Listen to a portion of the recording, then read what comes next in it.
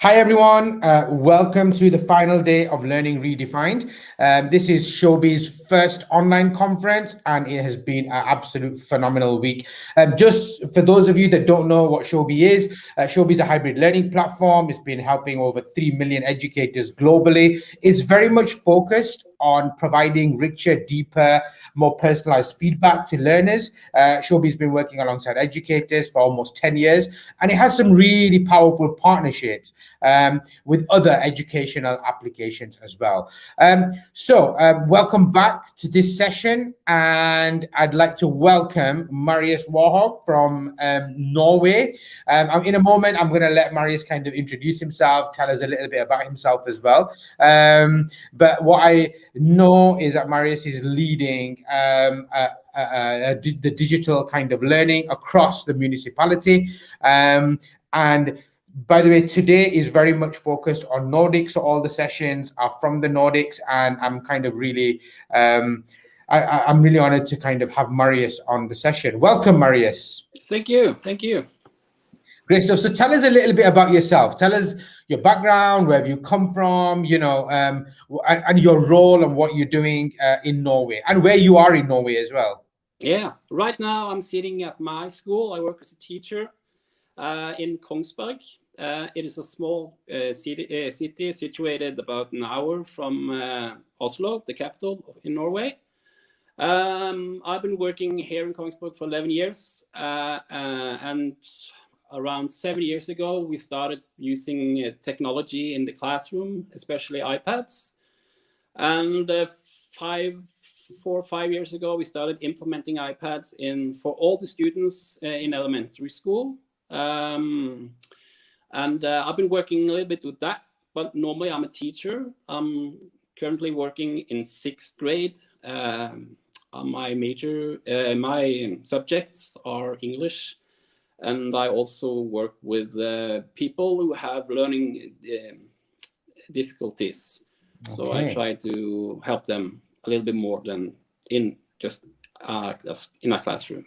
Wonderful, wonderful. So tell us about like the technology journey, or even actually before we move on to that, tell us a little bit about the education and schools in Norway. We've got a lot of people that are joining us from the UK. We've got many people that will be joining us from other countries as well. So just very quickly, tell us a little bit about what does education look like? What do final exams look like? Are things still pen to paper? Are things happening and going more digital? What's the landscape? I'm working in an elementary school, and this school is from 1st grade to 7th grade.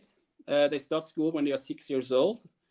When they go to the next level. That's from 8th to 10th grade, and after 10th grade they have exams, and then they start high school. Okay. And they have exams.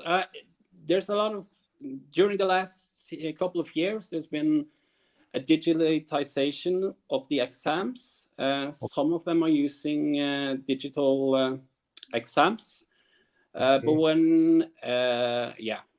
So it's partly, I think it's combined nowadays, right, with the pen and paper and the digital exams.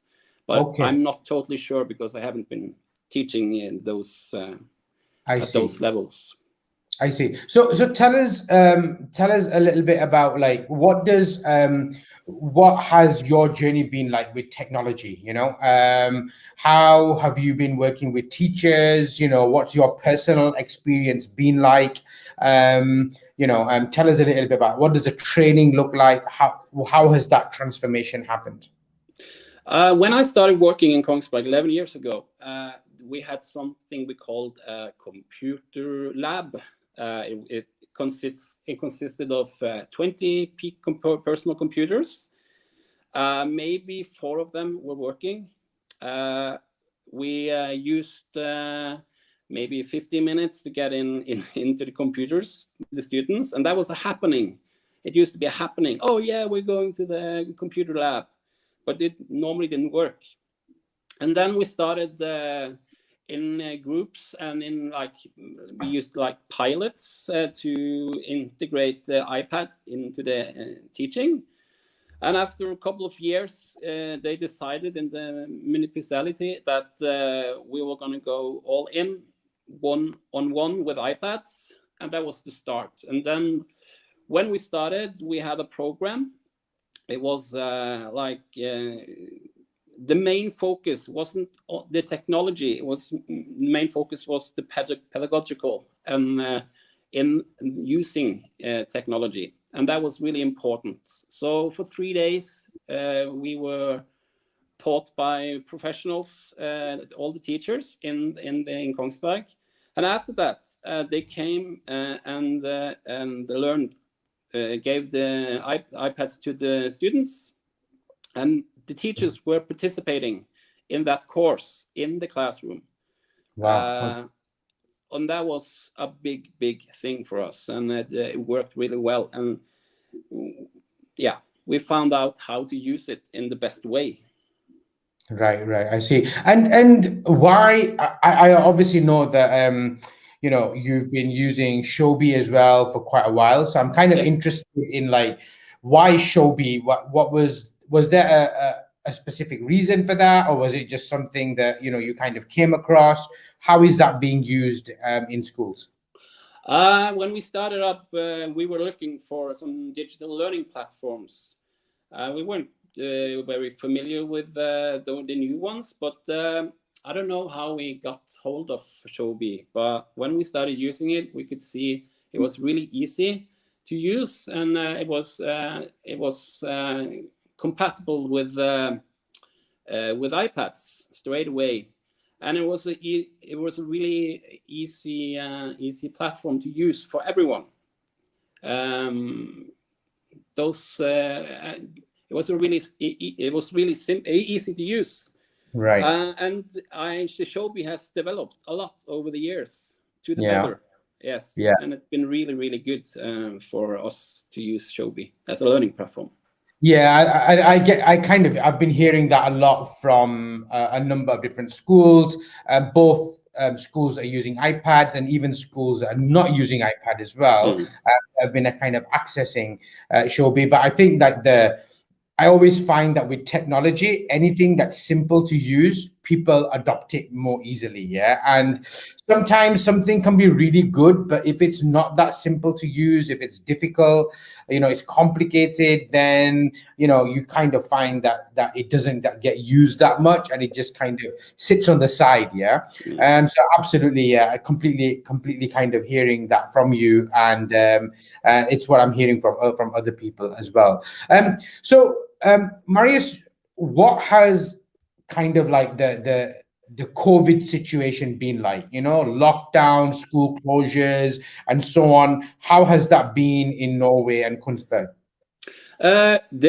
Last year we had a lockdown for 6 weeks in the whole country, and lately there's been lockdowns more locally because of the situations.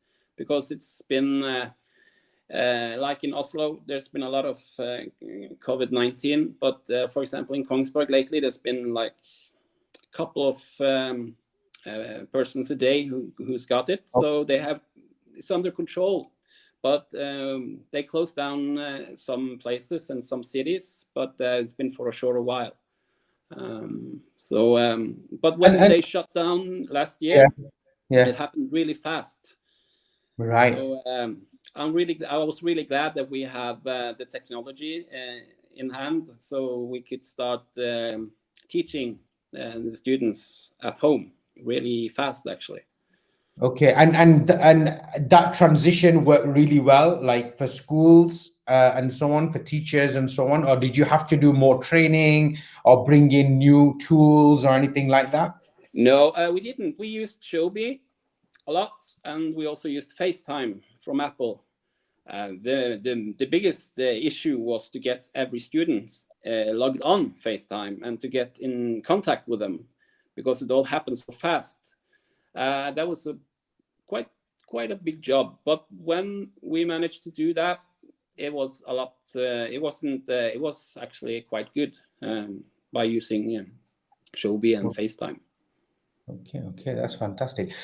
So from your perspective, how have you seen technology make the biggest difference in education? What things are you seeing that are different compared to before the one-to-one program, before the introduction of technology in this way?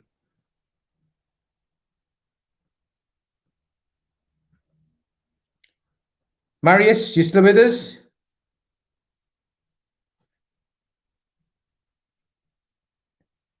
Okay, it looks like we might have lost Marius from the call. Wait a couple of minutes, and let's see if we can get Marius back on. I'm sorry. Yeah, I didn't know what happened. So sorry. No, it's fine. It's fine. So my experience by using technology in the classroom, yeah, I've seen a lot more motivated students, and it's easier to adjust or adapt new things even for the teachers and also the students. It's a lot easier for us to make tasks more like adjustable for the students, because there's a lot of difference between all the students. Some of them are good readers, but some of them are not. So we can use the technology to learn people with learning disabilities or anything. It's a lot easier to adjust for us as teachers. We used video a lot, audio, and things like that. And I've seen that the productivity at my students, those I have been teaching, has been a lot higher than it used to be. Okay. And they're more motivated because they experience that, hey, I can manage this because the tasks is manageable. And the efficiency is way higher. Right. Because it's like hands-on right away when we use a technology for learning. Okay. And I have there's something I think it's really important when you use technology in schools. The main focus always has to be, in my opinion, the learning part of it, because it's easy just to use the technology just for fun, but the most important is the student learning anything from it. That's the most important thing, I believe.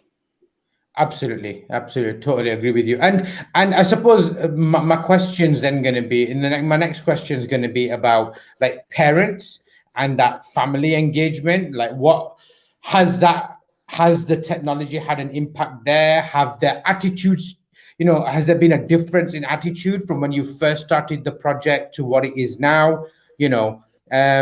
What does that look like, with the parental and the family communication and so on? Yeah, it's been a lot better than it used to be, because before they had a book which we wrote messages in. Oh, right. Now it's a lot more easy for parents to come in contact with the teachers, and also the information that we're giving to the students. All the parents have the same ability to see the information, and also a lot of the tasks. Right. And if they, for homework, for example, they have the opportunity to participate or see what they're doing and what they have been doing, especially when they get older. It's like they want to do it on their own, and then they can go see, and they can also get the feedbacks from the teachers as well. So they have a better insight about how their children is doing at school. Okay, that's fantastic. And I think some of that is what I'm hearing from other places as well, where especially if there's a one-to-one program with technology, then parents have more of an involvement because they get to see resources, they get to see videos, explainer videos from tutorials from teachers going home. Parents can see that, and then they're in a better position to support their children. In the UK, we have an organization called the Education Endowment Fund, and they do a lot of research in education. And there was something published some time ago that talked about, the impact that parental engagement has. If when parents are engaged and they're in a position to support their children, then actually that can improve, the children's learning outcomes and how they learn as well. And I think, like, when I've spoken to kind of parents in the past myself, what I find is that, and I've found this from other educators as well. I don't know if you find this, but quite often parents say, well, when we were at school, we didn't do it like this. We did it a different way. Yeah. And now, they can actually be part, and they can see how the children are learning. They can see the metacognition, the explanations from teachers, and then they're in a better position to support their children. So I think there's a real opportunity to bring parents into this in a more meaningful way, I suppose. Marius, are you seeing, like, in Norway, are you seeing more municipalities kind of go in this direction of looking at, that one-to-one technology program? Or is it kind of more still, there's mostly kind of computer rooms or computer labs, and students have to go to the computer lab and so on? Is there a trend that you're kind of seeing? It's been an explosion on one-to-one technology in Norway. Yeah, really has. Maybe Kongsberg was one of the first one who went for it, but there's a lot of other cities and villages, and every place in Norway there's one-on-one technology. And that's being coordinated by municipalities? Yes, I can't speak for everyone, but I don't. Yeah, some of them, but I'm not sure. I don't want to go high on that. I don't know, actually. I don't want to say it because I don't know. But most of the biggest places there has been a municipality decision to do, but not everywhere. I see. I mean, I've had the privilege to come to Norway a few times. I remember visiting Oslo. There was one particular school, Young Scholar, that I kind of went to. I think we've got the principal from there on the panel session later on today. So I'm kind of looking forward to having that conversation. But it definitely kind of was an interesting kind of idea, very innovative in terms of the learning and what was going on in terms of the learning spaces and so on.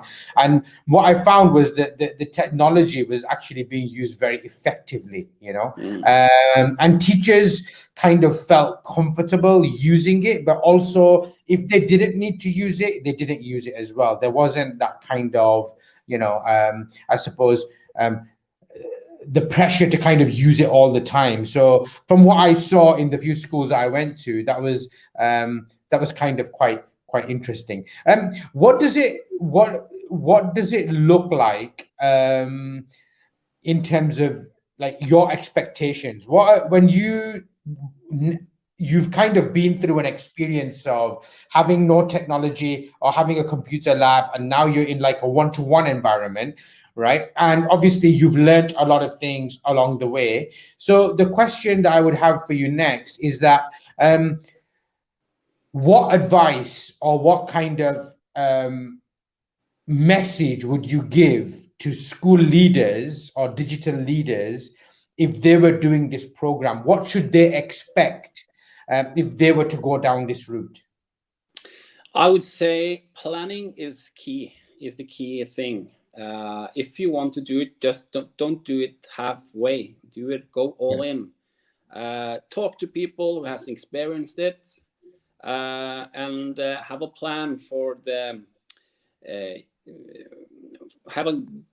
plan it properly before you roll out the iPads, for example, or PCs. Or have a plan, because we changed our way of teaching when we got the technology.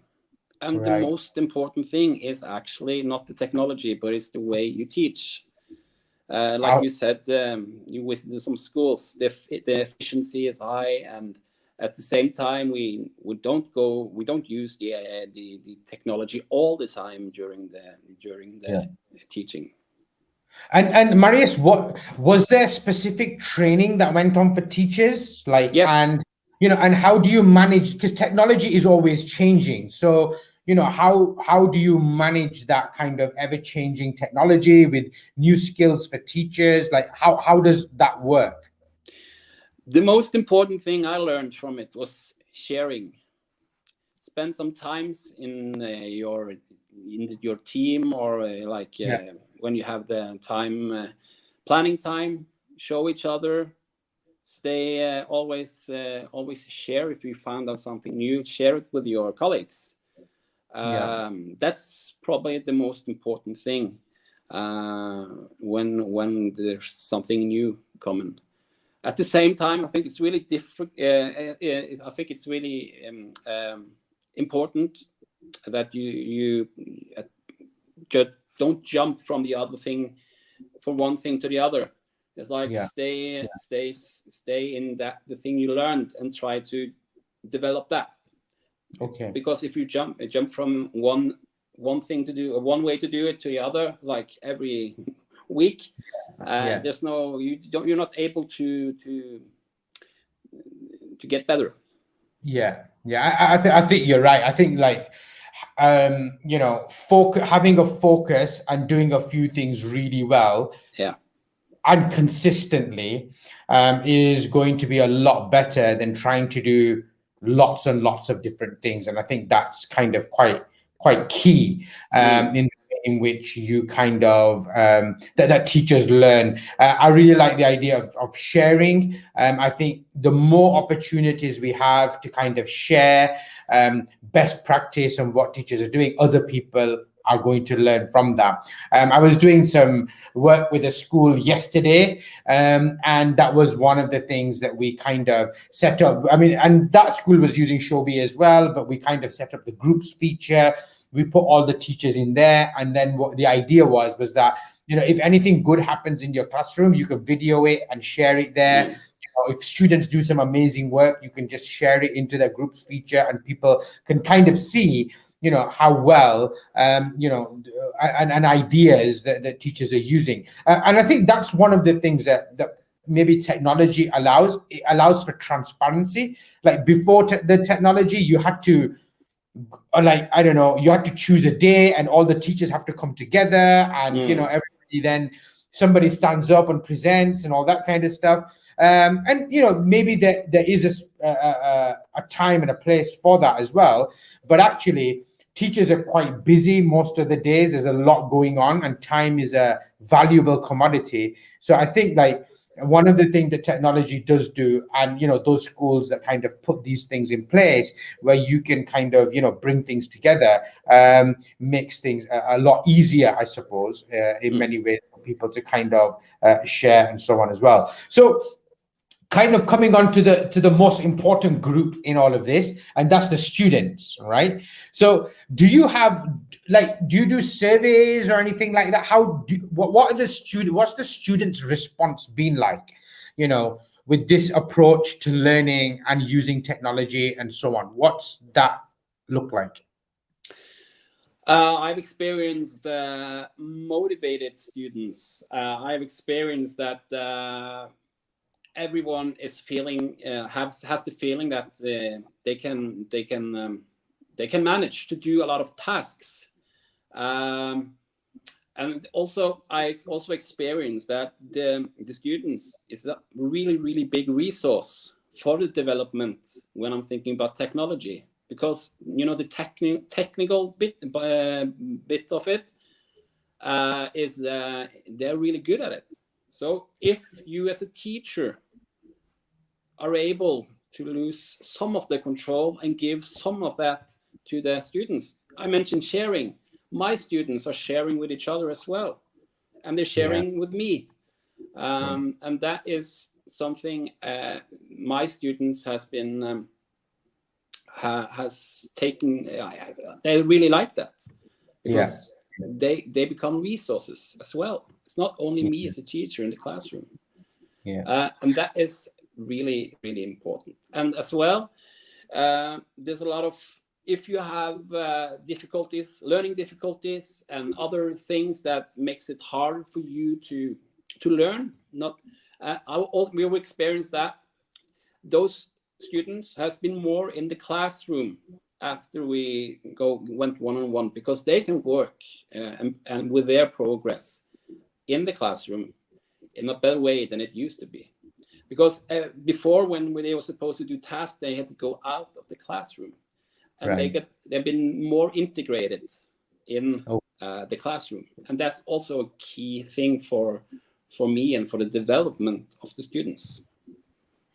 Absolutely, absolutely, and that's kind of fascinating in many ways. The other thing that I kind of wanted to ask you was that, are you seeing students respond in different ways now? So like before, when it was just pen and paper, you just kind of get the paperwork in, and maybe that's still important, and and so on. But what other ways do the students respond to the teacher? How else are they kind of expressing their work, their creativity, and so on? What does that look like?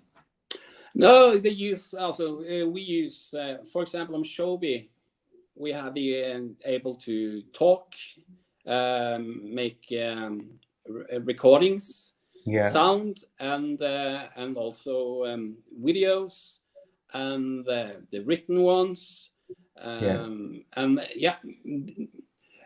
when they've been working a couple of years with this technology, they sometimes we're able to say to them, you can choose the way you want to do this task.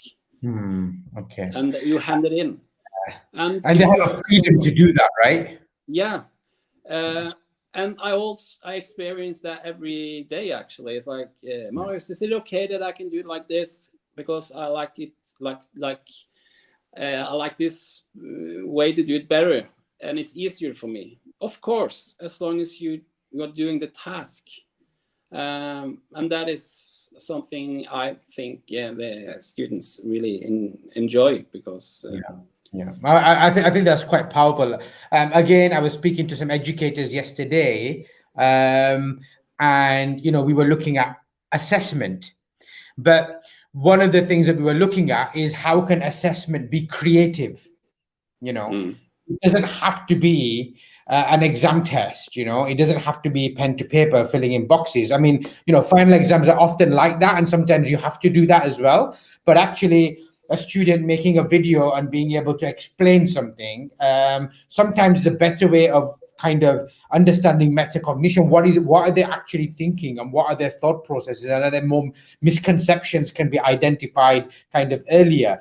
Using augmented reality is another kind of powerful way, because now it's not just about putting an object in an augmented reality situation and just talking about it, but you can actually create augmented reality, like the AR Maker app. That's kind of really, really powerful, right? You can use Keynote, and you can bring up objects, make a water cycle, walk through it, and so on. But you still need the knowledge to be able to do that. So you're checking on their learning and so on. So I think that you're right. I think the opportunity for students to be creative in their submissions, and for the opportunities for students to be, for teachers to design tasks that are creative, even for assessment purposes, I think that's quite transformational. That just would not have happened in the past. So I mean, I think that's kind of quite valuable. And are you seeing use of other technologies as well, like AR and a lot more video and so on? Some, but not that much, but some. But we have been there's a big plan of integrating programming in the Norwegian school nowadays, but it's been delayed because of the COVID-19. And in Kongsberg, we have a lot of equipments ready to use, but we need to have the coursing. We need to get we need to be educated before we start, because we want to win. Sorry. So is that a national strategy by the Norwegian government that everyone's going to learn how to code or understand the principles of code? Is that? Yeah, that's correct. Okay. So That's yeah, so that will be the next technology thing, I guess. Okay. So it's already been there for a couple of years, but it's not been put into a system. So that's the thing that's going on now, especially here in Kongsberg. Okay. Well, Marius, I look forward to kind of seeing that in the future. That should be kind of quite interesting to see what that looks like. Look, we're kind of just come up to time, so I'm just want to kind of take this opportunity to thank you for kind of joining us, taking time out of your day to be able to share and speak to us about this. Just a big thank you from the viewers and myself as well for kind of sharing your thoughts and opinions with us. Thank you very much. It's been great. Thank you for giving me the opportunity to participate. So yeah. Wonderful. Thank you. Thank you.